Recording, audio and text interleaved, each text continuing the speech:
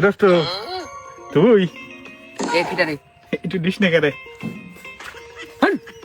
একটু দিস টাকা দেশে আইন শৃঙ্খলা যে তৎপর, তুই তো বুঝতেছি এইটুক জিনিস জোগাড় করবার না আমার দুটোই তলাই তিন কোনা ক্ষয় আগে আমি দিতে পারবো না, তুই যা ভাই যা। আমি তোর কোটো খাওয়াইছি দোস্ত, তুই এরকম করিস না দোস্ত, একটু দে। বাড়ি যা বাড়ি যা বাড়ি যা। তোর একটু দা তা দিবান দোস্ত।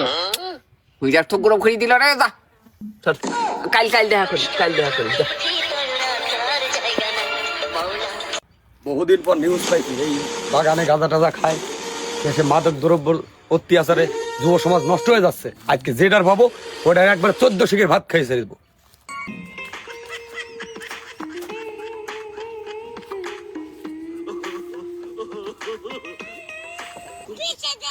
এই শোনে তুই ঝামেলা করিস নে ভাই, আমি তো কলাম যে কাল দেবো না, আজকে অল্প একটু জিনিস পাইছি, এটা আমার নিজেরই লাগবে, তুই যা ভাই যা, ঝামেলা করিস নি ভাই যা।